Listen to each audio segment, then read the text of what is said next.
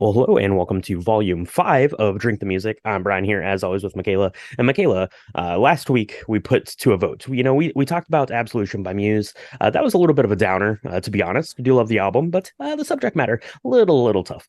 So we decided that we were going to put on our dancing shoes. We were going to pay honor to some absolutely fabulous women of pop music, and we put to a vote Madonna versus Lady Gaga. I was kind of pulling for Lady Gaga, to be honest. But one thing is definitely true, undeniable, is that you don't get Lady Gaga if you don't get 1984's Madonna Like a Virgin. That is absolutely true. I find it really interesting because I got very excited when we put this out on the Patreon site because I thought for sure Lady Gaga was going to win, to be honest. And I have so much to talk about both of these albums because they both happened at like really pivotal points in my life.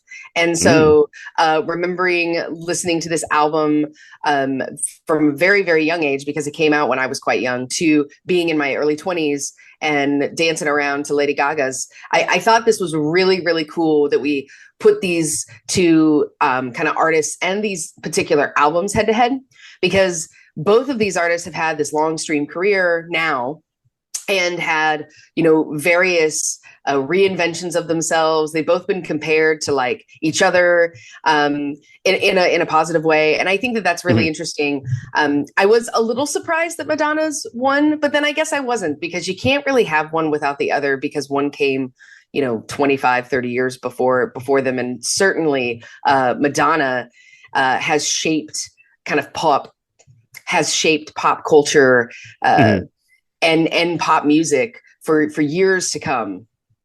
Yeah, absolutely. And they both, if you look at it, they both have kind of similar career trajectories, right? They came on in like this like barnstorming kind of fashion onto the music scene. Turned into very good actors by all accounts, and then continued on this crazy kind of music career. But today we're talking about Madonna. So, Michaela, who is Madonna? Madonna Louise Ciccone was born in Bay City, Michigan, 1958. Moved to New York City in 1978 to start a career in modern dance. But when you're doing modern dance, what you really want to do is be a drummer for a band. So that's what she did. She became a drummer for the band Breakfast Club before leaving to form the band Emmy and Emmy with her boyfriend at the time, Stephen Bray. Now, Madonna and Stephen wrote a lot of songs together, and a lot of those songs ended up on this very album. Madonna's first solo album, Madonna, was released in 1983 and did pretty good. It kind of appeared on the Billboard charts, but kept climbing and climbing, and it climbed all the way to number 8 in October of 1984. So, like a full year after it released, like it was still climbing up the Billboard charts. And then about a month after that, like a Virgin came out, November 12th, 1984. So that is kind of the career trajectory getting Madonna started up to this point. And it's safe to say that Like a Virgin was very pivotal in creating Madonna as the Madonna that we know and love today. Absolutely.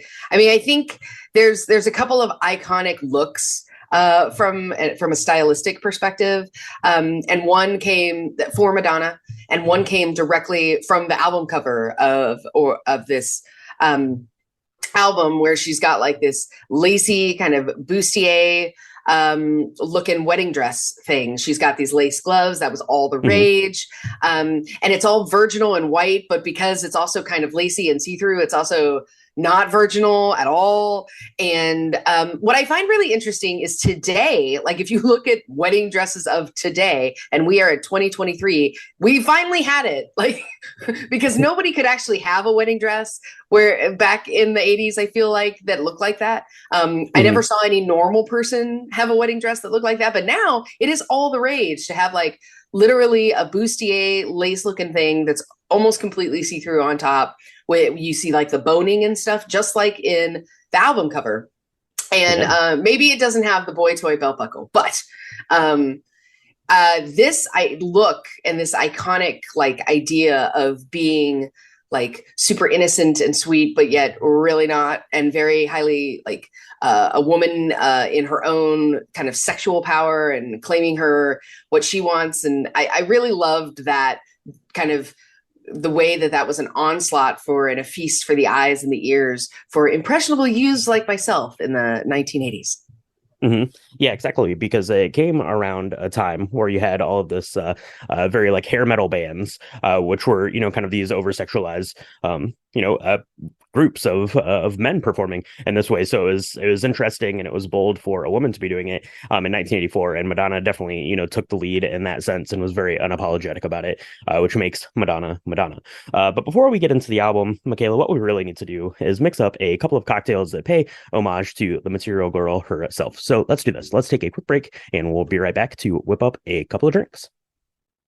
So, Brian, we're doing two drinks. We're making two cocktails today.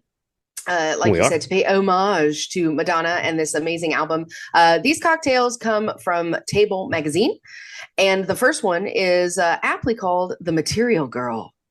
That's right. Yeah, we're going to start with the Material Girl because that's the way the album starts, and this one is a pretty good, pretty good. It is a riff on an apple teeny, which is a very nice version of martini, I have to say for myself. And this one is going to feature some gold luster dust because if you're living in a material world, you got to have some gold in there for sure. So let's whip one of these up. It's pretty simple, but you're going to have to do a little bit of work to get these syrups made. So let's start with that. So I made these simple syrups. I'll put the link to the recipe here in the show description, but you're going to need a green apple syrup and a ginger simple syrup. You're going to make these basically the same way. So just make your simple syrup. I think I did a half a cup of water, half a cup of sugar in each of these.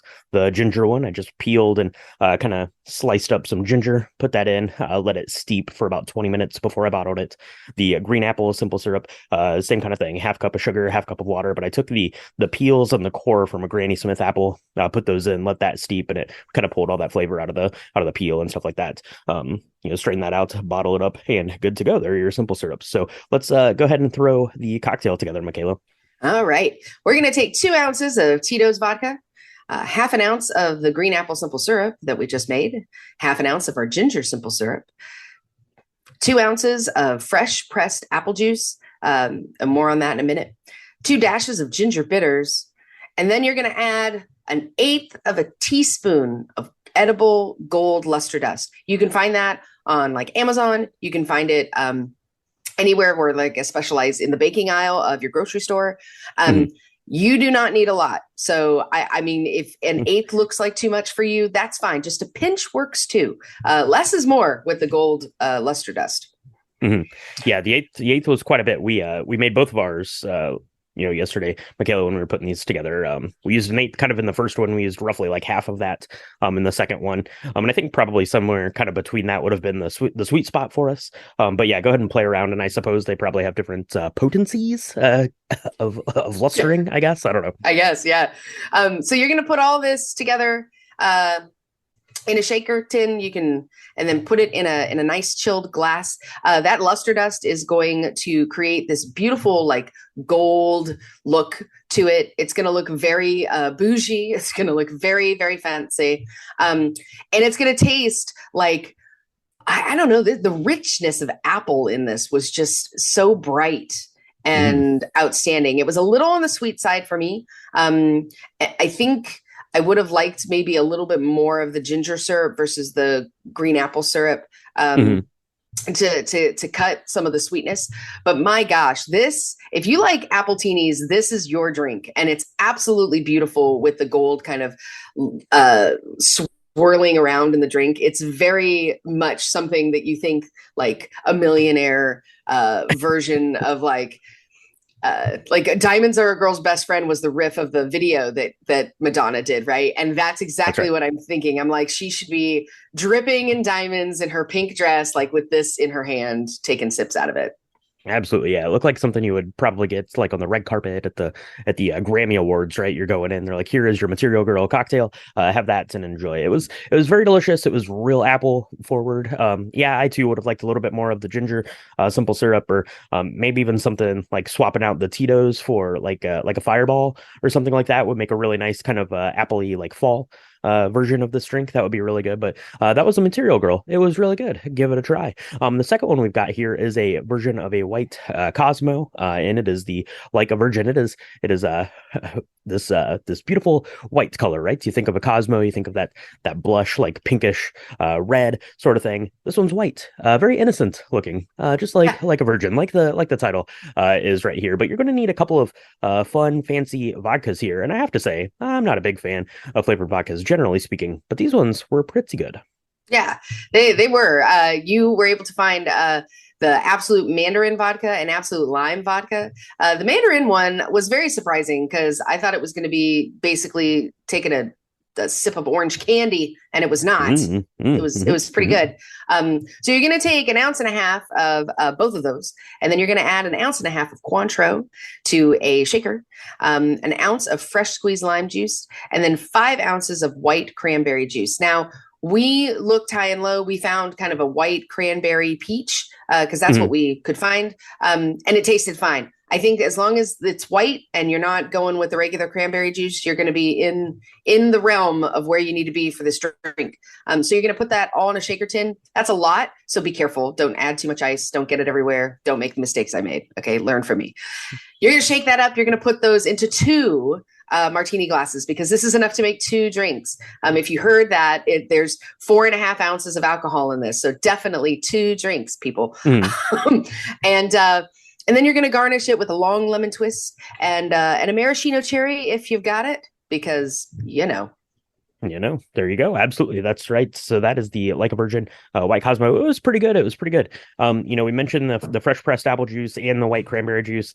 Depending on the time of year and where you're at in the world, those might be easier or harder to find.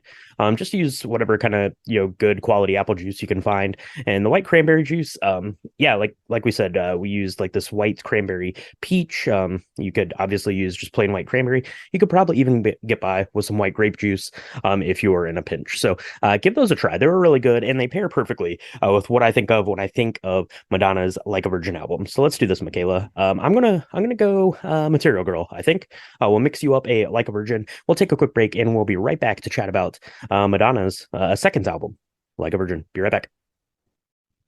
All right, Michaela, we are living in a material world, and you are a material girl. So let's go ahead and get this thing started off. So we're talking Madonna's 1984 album, Like a Virgin. Michaela, take it away. Number one, Material Girl. You'd mentioned that you started listening to this album as a very young girl.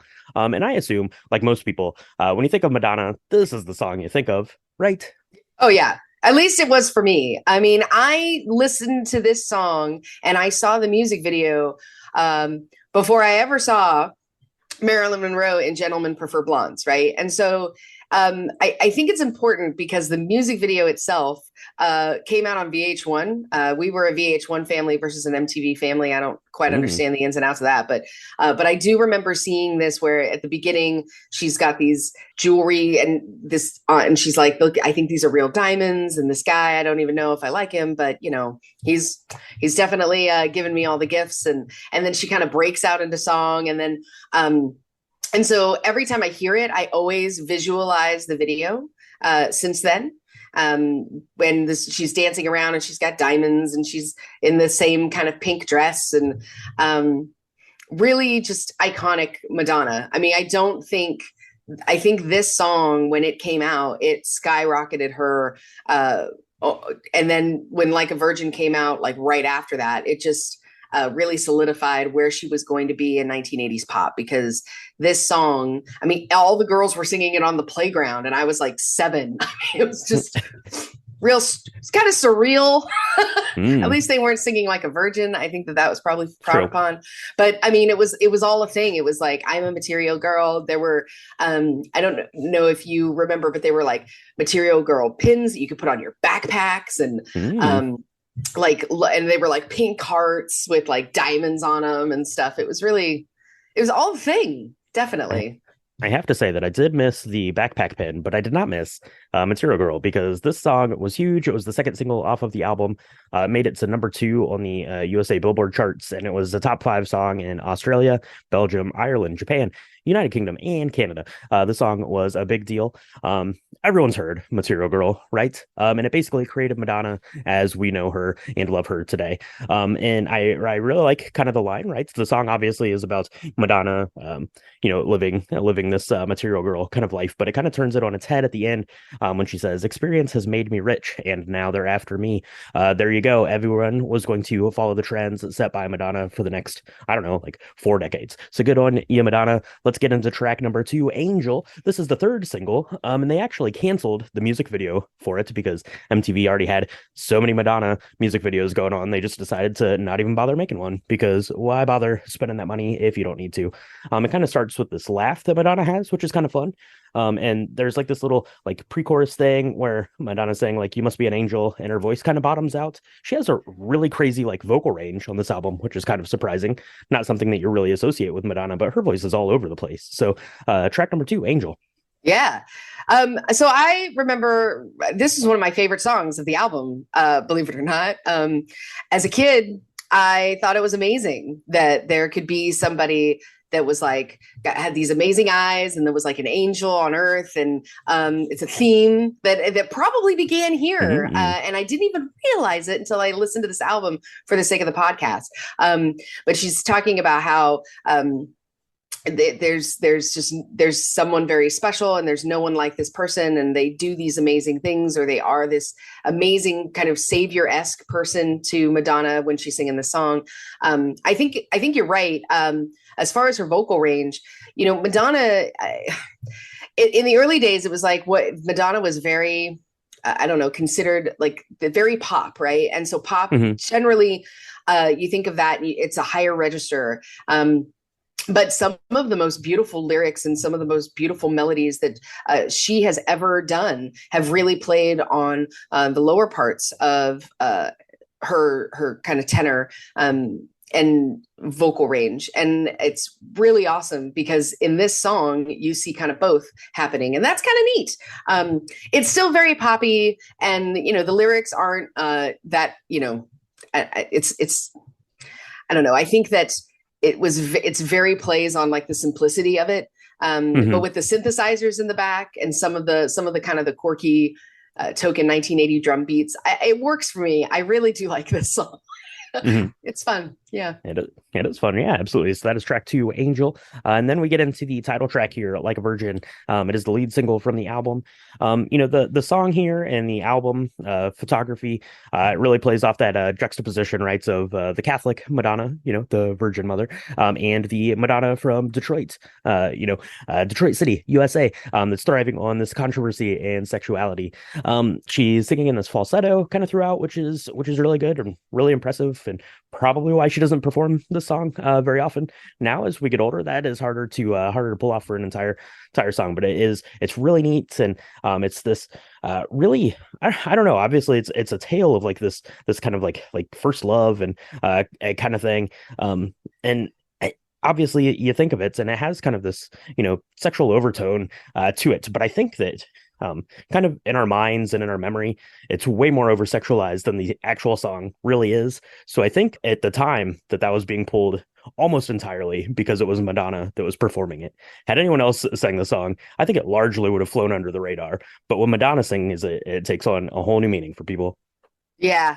No, I have to agree. I mean, I think the idea, and this was kind of a theme in a couple of things that happened in like the 80s, right? Where whether you were watching something or listening to something, there were lots of songs talking about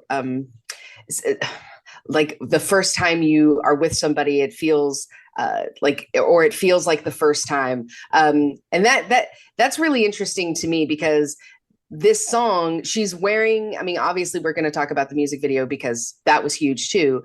She was wearing this wedding dress that definitely looked like it was half on and half off.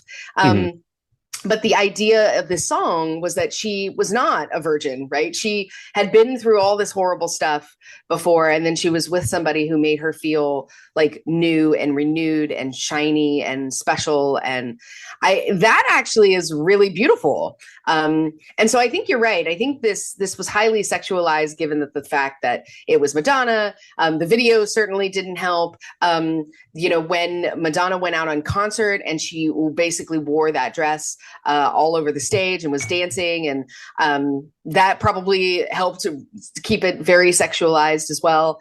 But I don't know, this song, it's hard not to love it. And I think it keeps in time. I mean, it's not gosh, how old is this now? Almost 40.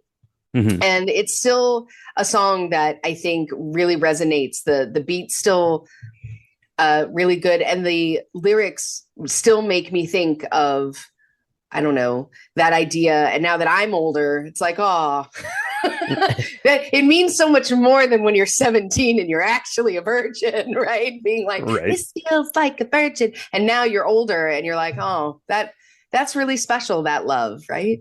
Yeah, absolutely. And yeah, you get a lot of that imagery, like you mentioned there, kind of playing off of like those church themes and sexualizing that. She's holding like that string of like pearls kind of around her wrist, akin to the way you'd hold like a rosary and stuff. So it's playing a lot of that imagery. There was a lot of knowing what was going on there when they were putting that together, and that of course was the lead single and title track here for this album. Then we get into Over and Over. This song is pretty fun. I don't have a lot to say. It's got this little like synth note that keeps going, keeping time throughout the whole thing, which sounds awesome. I think the intro to this song, it comes on, like I'm listening to it, I'm like, this sounds totally like some 80s teen sitcom like theme song. I love it so much. The song's pretty long. It's probably like a minute too long, to be honest, but it's positive and fun, and who cares that it's too long? I don't care. I think it's great. Over and over.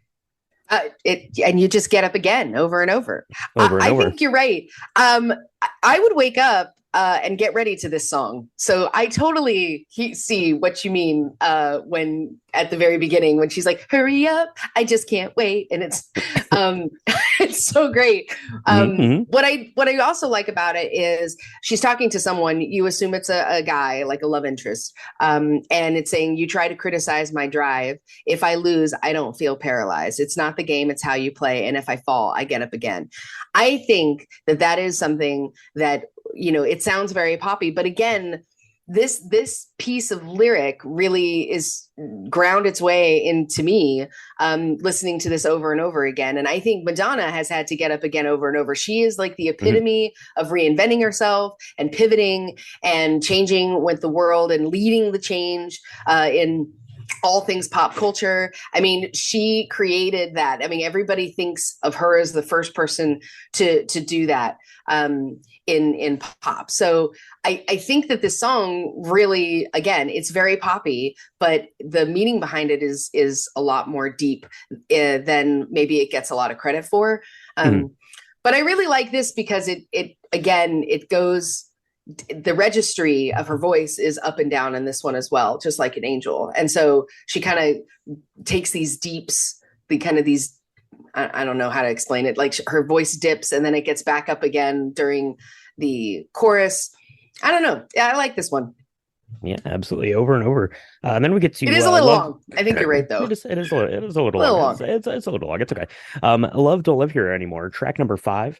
This is the pop ballad for the album. I really like, and this is kind of the first instance here on this album, which happens a couple times on the B side of the album. But it actually starts on the chorus, which again is something we're going to see later in the album a couple of times too, which is interesting. It's getting that hook in right away, right? You abandon me. Love Don't Live Here Anymore. Just a vacancy. Love Don't Live Here Anymore. We already kind of talked about at the top kind of the influence in who would become Lady Gaga. I think if you like updated the way that the synthesizers sound in this, modernized it a bit, this totally sounds like a Lady Gaga song. I think like Lady Gaga could totally sing the song, and it would be amazing. I really like kind of the digital strings that are through here in this song, and like I'm listening to this and this song is just dripping like this neon lit crime noir feel. I really love it. It's so great. Love to live here anymore. Good job. Yeah. I love the lyrics. You are the windmills of my eyes. Everyone can see the loneliness inside of me. Why'd you have to go away? Don't you know I miss you so and need your love? It's Madonna doesn't do a lot of kind of these vulnerable, like I'm sitting here on the floor crying my eyes out. I think that is not her thing. This song does it though, right? Like I remember listening to this song in my Walkman in the car. And I remember thinking about what is the worst way someone could leave you. And I was young, so I had like a doll that I played with, and I was like, what if someone left like a woman and her child? And it brought up all these really visceral ideas of being lonely and alone and just desperate. And it did that when I was like 7. So really amazing. I mean, I'm so glad they brought this song back. They did this I think it was called Remember Me. There was an album that was just ballads, and they brought it back, and did a whole video on it and everything. It was really, really cool. So if you haven't checked that out, I recommend doing that because it's really cool. But I think this is like an unsung hero of this album. I love it. And it's a little repetitive. It does, like this one is probably a little bit long, but I really love the way that it was put together because it's just very dark and vulnerable, and she just doesn't get that way very often. Mm-hmm. Yeah, it has this beautiful sounding kind of aesthetic that I really, really liked here on this album. And that's where the first side ends. So, Michaela, let's take a quick album break here to go mix up ourselves another cocktail because we had 2 this week. So, let's go ahead and do that and chat a little bit about Like a Virgin, the album here. So, Michaela, you mentioned that you heard this pretty young. Everyone heard it, apparently. There were pins for backpacks, which I didn't know about, but that's okay. I did know about all the singles here, but apparently people knew about this album as a whole because this one certified diamond. That's 10 million copies sold. Good job, Like a Virgin. It sold like 2 million copies in the first month. So like by Christmas that year, they'd already sold 2 million of these. That is insane. That is crazy. And that's the kind of like jet propulsion that you don't see. That's like a once in a lifetime kind of thing. So good on you, Madonna. This one was also one of the first albums to be recorded entirely digitally. That's pretty good. Pretty groundbreaking kind of stuff there. But it's hard to like fathom like selling 10 million copies of an album, but how that would just propel you into like the stratosphere, right? To go on to act in Dick Tracy, which was with this high budgeted film just a couple years after this released, and on and on and on. Madonna's won 7 Grammys now, and it all kind of started here with this just explosion of I don't know, of an album. Yeah. I mean, I think Madonna gets. There's so many interviews and things where in the mid 80s where she's being asked questions about how her personal life and some of the music ideals. I mean, this really catapulted her career and solidified her. And I think it happened very, very fast. And she's really young. I mean, she was in her early 20s when this was going on. I don't know about you, but I don't know how I would have handled that kind of fame. It's a little bit different than today because, but it's also more daunting because in order to sell 2 million albums today, that's probably a lot easier because people, all they have to do is press a button on their phone.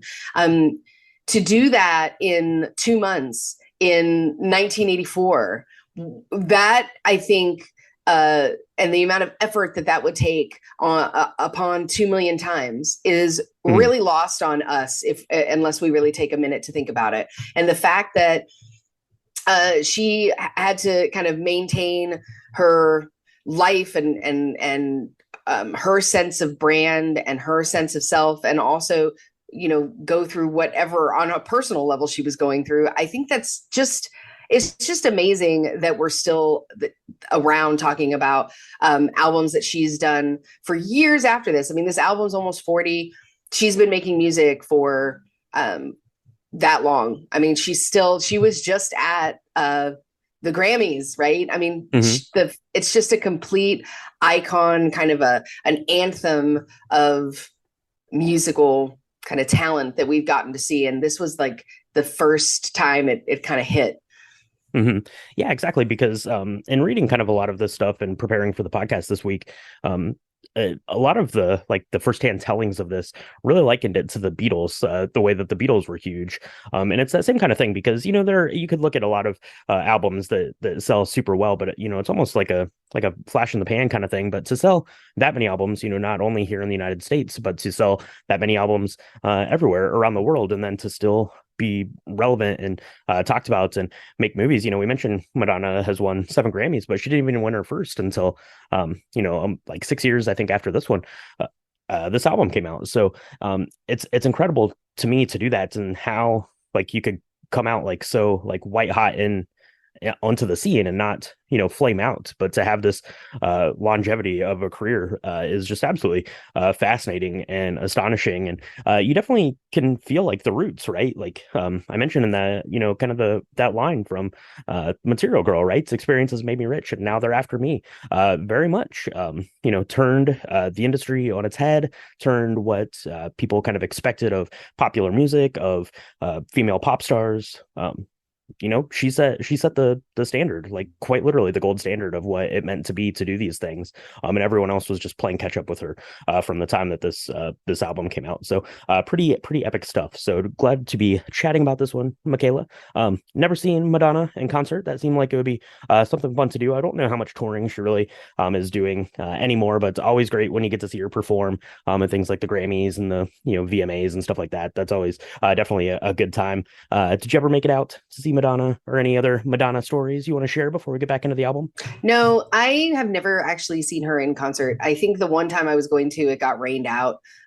So we didn't end up getting to go when she came to Texas. Even Madonna But can't control the weather.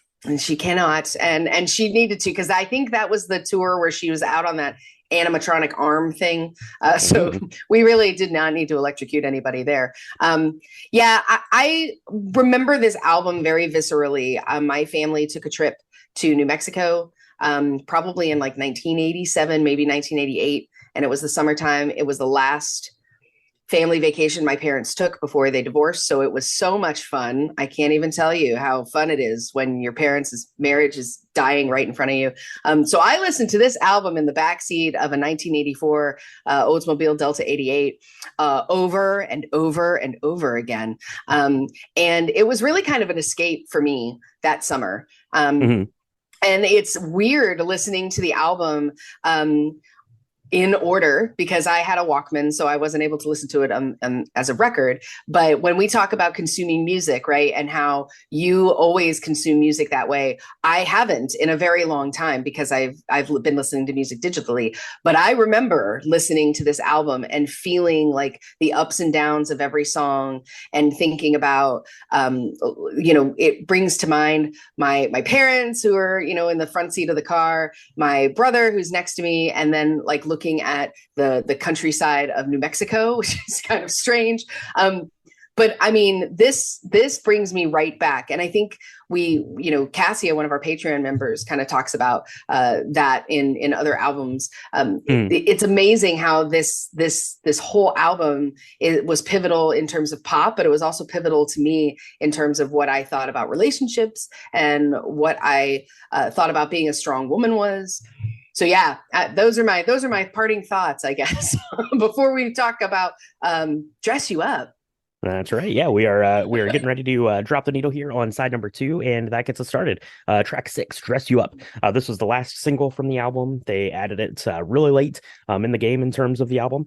This one has a guitar solo in it, which is pretty rad. Pretty rad, I gotta say. This is my favorite song on the album. I love it because kind of the hook, the "Wanna Dress You Up in My Love" hook is so boss. I put here in my notes. I think Madonna would approve of that.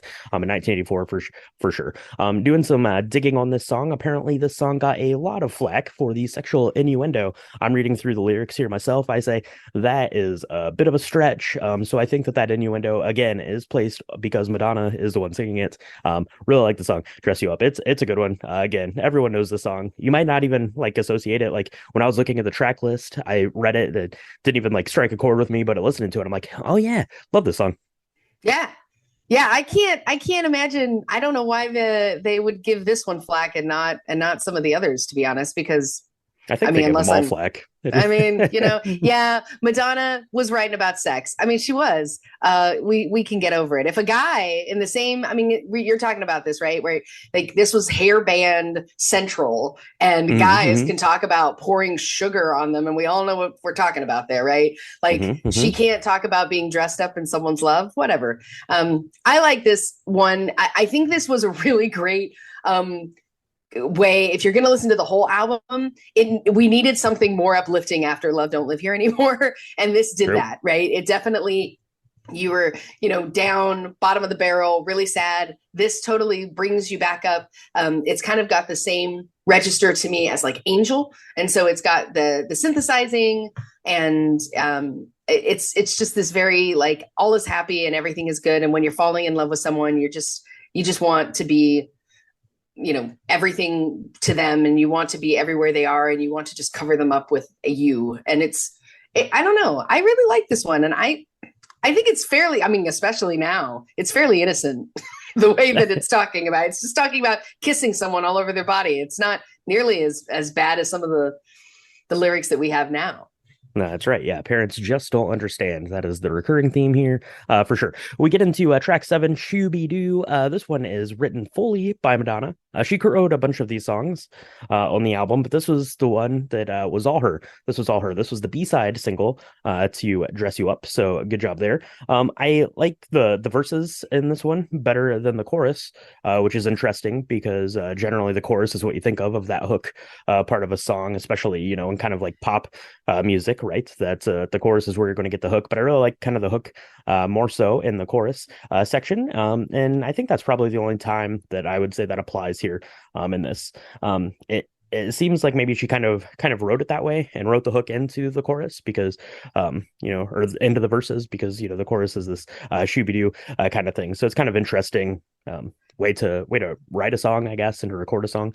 There's also a saxophone solo, and who doesn't love a saxophone solo? Everyone in 1984 loved it for sure. So Yeah, absolutely. Yeah, this, I think you hit it.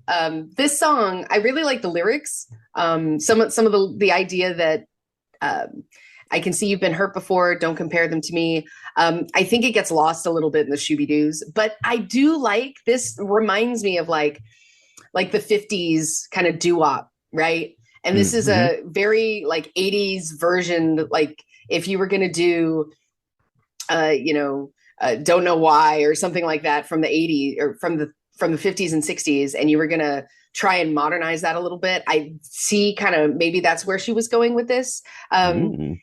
You know Mm-hmm. and her voice registry is really high on it, which leads me to kind of think of like the Shirelles or maybe like Dion back in that earlier time frame of what this was maybe trying to do and be sort of a ballad. Yeah, for sure. Yeah, it has kind of a ballady feel, kind of almost through there before you get into like that Shooby-Doo section, kind of to the end. But yeah, and again, alto sax or saxophone solo. That sounds great to me. Oh yeah. Let's get into track number eight, Pretender. Here is another instance of the song opening with the chorus. It's kind of like the absolute like flip side of the coin from that song earlier that you love so much, Michaela, Angel.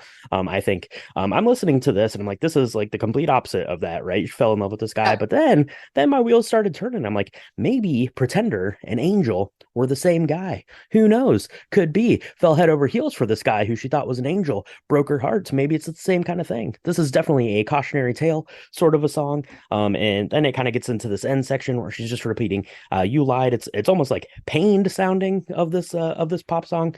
But I really like it. And yeah, in my like head canon of Madonna is like a virgin, angel and a pretender, same person. Yeah, yeah. I kind of That's interesting. That's an interesting theory. You're probably not wrong. And that to me, this song comes right before, from an emotional standpoint, right before Love Don't Live Here, because she's real angry in this one, right? She's like, I told my friends, I think there's references to him cheating on her because they say, I should take my friend's advice because if it happened once, it happens twice. If Mm-hmm, there's a mm-hmm, chance, then mm-hmm. I know I've got to try. I'll make him dance with me. So she's really indignant. She's like, I'm going to make him tell me why. Why did he lie? Why did he pretend? And so she's in her power here because she's still real mad about it. It's a step before like Love Don't Live Here Anymore, where she's literally like, oh, you've just abandoned me and I'm alone and please come back. Right. This is a real good. I remember this is not good to listen to when your relationship is on the rocks. Don't do that. Or when your parents' relationship is on the rocks. Don't do that. Or do it and work through it the way Madonna does, because I think this one was so much like, I really was surprised that there was another song at the end of this, because I thought that this was a really kind of the finality with which this song ends. I remember listening to this and then feeling like the very last one was sort of kind of just a kind of an ad hoc. Well, we gotta put it somewhere on this album. It kind of doesn't feel the same. Okay. Interesting, because I don't feel that way at all about our Nope. closing track number 9, Stay. This is obviously the closing song to the album. I think, kind of if you look at the album as a whole, and try to kind of pin down like the story of the album, it's kind of this telling of like this intense, passionate, lustful kind of relationship that Madonna's having, with this person or people or something like that. And you can kind of look at a lot of those songs and look at those relationships and thing as kind of like a fling sort of thing where one party is more interested in that than the other. But I really like Stay here because it kind of gives that relationship a little bit more legs, a little bit more sense of longing to that. And I think that really the closing of the song is really kind of powerful in the way that I was interpreting it, because it's almost like Madonna here at this point is kind of summarizing the album and then talking to us that she just really wants to be loved. The outro of the song, you've got to stay. I can make you love me, love me, love me, love me. And it's almost like she's talking directly to the person listening to this album. I need you to be here because I need to be loved by you. Huh. Well, color me changed, because I never thought about it that way, Brian. But that's really great. That's why we do this, right? Because honestly, for me, it was like right after the Pretender song, it was like, he's a jerk. You don't need him to stay. That's why I was like this. Just stay angry, stay angry. Be really, don't be begging him to come back. He's a pretender. But again, that's me listening to this at 7, where they're all kind of the same story. Maybe that's not really the case. Michaela chooses violence in this situation. I just choose not to beg somebody who doesn't love you to love you.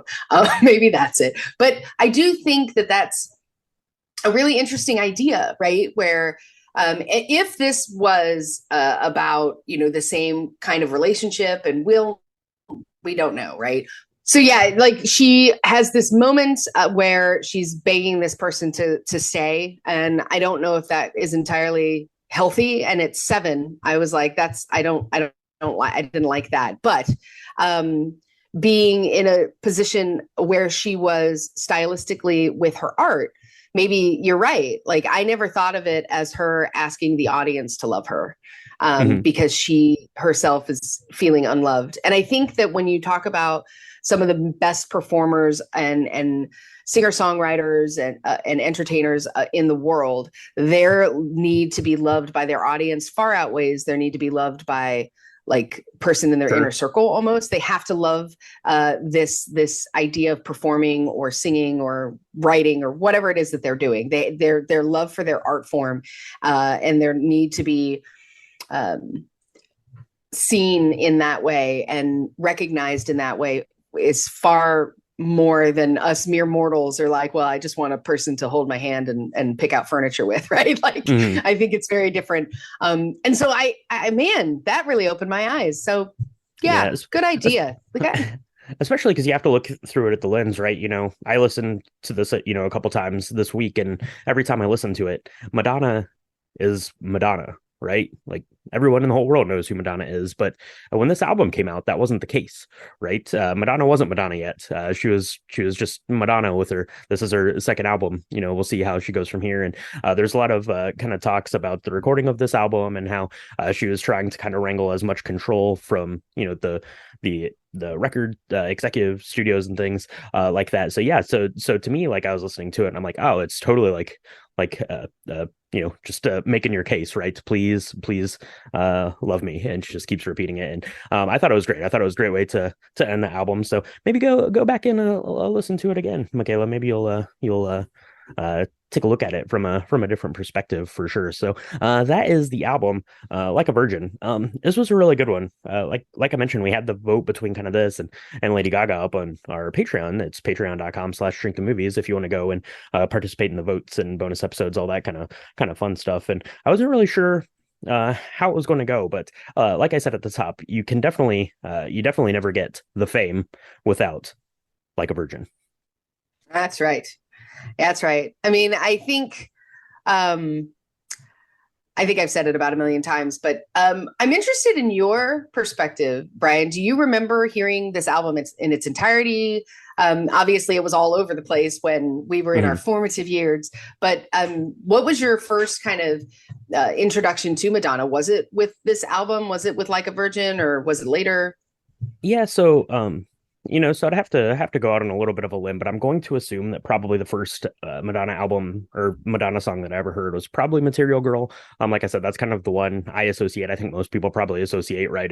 If you ask 10 people on the street, you say, "Hey, tell me a Madonna song," they're all going to say, "Oh, Material Girl." Probably, maybe Like a Virgin, but probably Material Girl. That was probably my first kind of exposure to it. This album came out in 1984. I would have been that at the time it released, and you and I are about the same age, would have been like 3 years old and 1 month. So definitely too young to have been listening to it right then. So I had an older brother at the time who probably wouldn't have been super into Madonna, I'm guessing. So I don't think I probably ever heard this album through in its entirety until just listening to it for the sake of the podcast. But I mean, there's something that's very like magnetic about it because we've been pulling the albums we've been doing like out of my personal vinyl collection, and I had this album on vinyl because there's something magnetic about Mm-hmm. Madonna's Like a Virgin, right? It's this iconic thing. The picture of her on the cover is iconic. The songs are iconic, and the person that it created is iconic. So it was amazing to listen to it like through its entirety, right? Obviously, you're picking out like those 5 singles that came off of the album. Those are the ones that people knew and loved. And it's interesting to think like people now, still probably are knowing these songs and being exposed to these songs, but the album as a whole, I don't know if that's the case. But yeah, I mean, I've always really liked pop music, just kind of generally speaking. I always liked those songs. Kind of later, like I got more into like Janet Jackson and Paula Abdul, which you could say were almost kind of like a byproduct of Madonna's stardom. Certainly, Janet Jackson had kind of her family's lineage and stuff, and I think had an album out, I think actually before Madonna's first album, but really kind of propelled her, right, and created this platform for female performers to have, with kind of literally the creation of Madonna here in this instance. So. Yeah, for sure. I don't know. I think you're right though, and the Library of Congress agrees with you. Just this year, actually, they added the album to the National Recording Registry for Preservation in the United States for being a culturally, historically, and aesthetically significant recording, which makes sense. I mean, there's a lot of kind of music historians. I don't know if that's the right term, but that's what I'm going to say. Who talk about this album being this pinnacle moment for Madonna, where, like you said, she became more than just this one hit wonder. And this was the album where her career like met with both critical and commercial success, and really just solidified her platform to be able to say the things that she wants to say. And if we think about her career as a whole, like there was so much more that came after this album that blew Mm-hmm. people's minds in a different way, right? Like we could talk about Like a Virgin, right? But we can talk about, there were a lot of other things that happened way after this that generations younger than us were like, oh, I remember that moment when she kissed, Britney Spears, or I remember Mm-hmm. this moment when she did this, she was on a tour with Babyface, and she was in all these other things. And but this was really where it all begins. And it's like this kind of perfect moment of kind of the beginning, like the pinnacle of this mountain that she got to kind of climb over and over again. And it's really it's special album for that reason, I think. Yeah, absolutely. It is a special album, and these were a couple of special cocktails we made. So let us know out at home if you're listening along what your favorite Madonna track is when you were exposed to Like a Virgin, either the album or the singles from it. Let us know what your favorite Madonna song is. If you've ever seen Madonna, let us know if you mix up one of these cocktails, the Like a Virgin or the Material Girl, because they were delicious. Send us pictures. We want to see all that stuff. You can connect with us on our social medias. It's Instagram, and Threads is at Drink the Movies, and on Facebook.com/Drink the Movies. If you want to see, the episode recaps, recipes, pictures of our cocktails, all that stuff, you can do that on our website, which is www.drinkthemovies.com. If you want to go and vote in our next album poll, it's probably already up there on the website. It's on the Patreon. It's patreon.com/Drink the Movies. We've got bonus content. We just released a bonus cocktail Ninja Turtle episode. That was a lot of fun to put together and get those drinks put together. Check out the social medias for pictures of those, because Michaela took those pictures. They're sweet looking for sure. So go check that out. We definitely appreciate it. And we definitely appreciate anyone who takes the time to leave us a review. That helps get the podcast name out there for sure. It gets us on, up whatever charts and algorithms that they use, helps people find the podcast. So Michaela, where do people need to go do that?